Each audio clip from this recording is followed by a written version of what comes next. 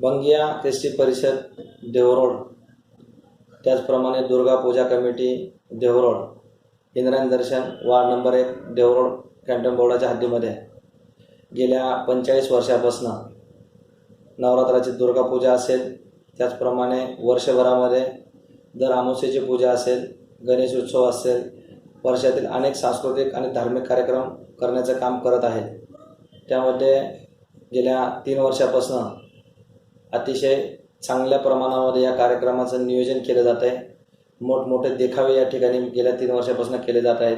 या ट्रस्टचे जे प्रमुख आहेत सन्माननीय विकास डे सर अध्यक्ष, त्याचप्रमाणे उपाध्यक्ष सन्माननीय प्रभास चक्रवर्ती सर, त्याचप्रमाणे जनरल सेक्रेटरी सन्माननीय संदीप राणाजी, उपसमिती दुर्गा पूजा कमिटी म्हणून एक कमिटी नियोजन केली जातं। त्या कमिटीचे अध्यक्ष सन्माननीय अमित मुखर्जी सर, त्याचप्रमाणे या कमिटीचे general secretary Pritesh Banik sir आणि या कमिटीचे ट्रेझरी सन्माननीय रवी सर आणि त्यांचे सर्व सहकारी। कार्यक्रम जरी 7 ते 9 दिवसाचा आपल्याला तिथं दिसत असला, परंतु या कार्यक्रमासाठी ते वर्षानुवर्ष या ठिकाणी काम करत आहेत। यावर्षी जो कार्यक्रम ते करणार आहेत त्यामध्ये प्रामुख्याने दक्षिणेश्वर टेम्पल कोलकाता इथल्या मंदिराचं एक भव्य प्रतिकृती या ठिकाणी ते उभारणार आहेत।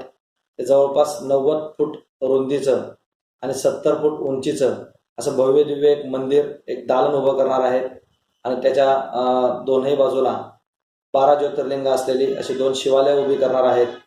अतिशय भव्य दिव्य देखावा आमच्या मावळ तालुक्यात नव्हे तर संपूर्ण पुणे जिल्ह्याच्याही पुढे जाऊन संपूर्ण महाराष्ट्रामध्ये या नवरात्रातील हा सगळ्यात मोठा देखावा असणार आहे।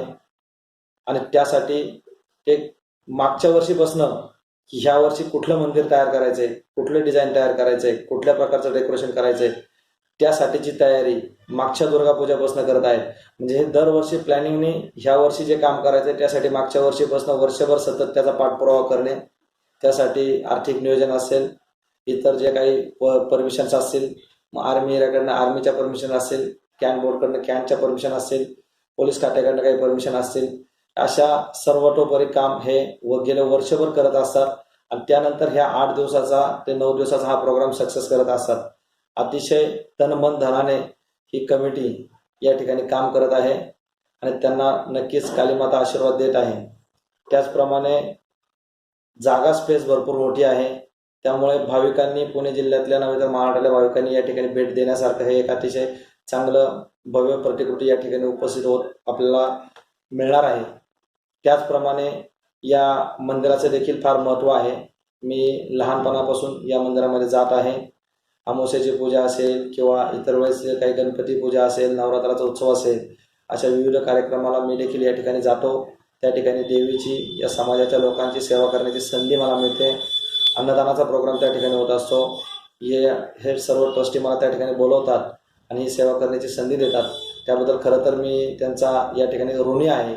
मला या चांगल्या प्रकारच्या उपक्रमामध्ये, धार्मिक कामामध्ये या ठिकाणी सहयोग करतात आणि धार्मिक काम करत असताना ती या भारताची संस्कृती जपण्याचं देखील हे या ठिकाणी काम करत आहेत। आपल्या आजकालच्या तरुण पिढीला एक चांगल्या प्रकारचं धार्मिक आणि सांस्कृतिक व्यासपीठ देण्याचं, 8 दिवस एक चांगले कार्यक्रम देण्याचं या ठिकाणी ते नियोजन करतात आणि त्यांच्या येणाऱ्या सर्व भाविकांची अतिशय उत्तम सोय या ठिकाणी, मग पार्किंगची सोय असेल, स्वच्छतेची सोय असेल, अन्नदानाची म्हणजे अल्पोपहाराची सोय असेल, त्या ठिकाणी बसण्याची सिटिंग अरेंजमेंट असेल, स्टेज असेल, पूजेसाठी येणाऱ्या माणसांची व्यवस्था असेल, असं संपूर्ण व्यवस्था ही ट्रस्ट या ठिकाणी दुर्गा पूजा कमिटी आणि बंगिया ख्रिस्ती परिषद करत आहे।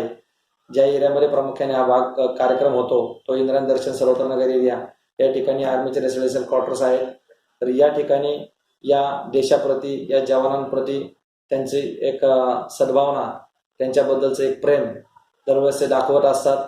गेल्या अनेक वर्षापासून जेव्हा जेव्हा आपल्या देशावरती संकट येईल आणि सीमेवरती युद्धाची तयारी होईल किंवा आपला सैनिक त्या ठिकाणी सीमेवरती युद्ध करत असेल, त्या ठिकाणी त्याचं मनोधैर्य वाढण्यासाठी आणि त्यांना शक्ती मिळण्यासाठी या मंदिरामध्ये मृत्युंजय मंत्राचा जाप केला जातोय, यज्ञ केलं जात आहे आणि या आपल्या सैन्याला विजय मिळावं आणि त्यांचं शक्ती वाढावी यासाठी या ठिकाणी प्रार्थना देवीची केली जाते।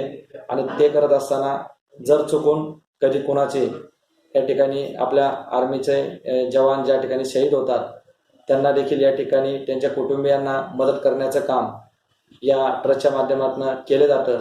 अशा प्रकारचं एक देशप्रेम आणि देशाप्रती शहीद होणाऱ्या या मिलिटरी जवानांवरती या ठिकाणी यांचं प्रेम ते व्यक्त करतात आणि त्यांच्यावरती कायम नतमस्तक राहतात. एक चांगला उपक्रम ते या ठिकाणी करत आहेत. अशा प्रकारचं एक सर्वांगीण धार्मिक, सांस्कृतिक आणि सार्वजनिक असं एक सर्वांगीण काम या ठिकाणी देवरोडमध्ये ते गेल्या 45 वर्षामध्ये करत आहेत आणि इथून पुढेही ते करत राहतील.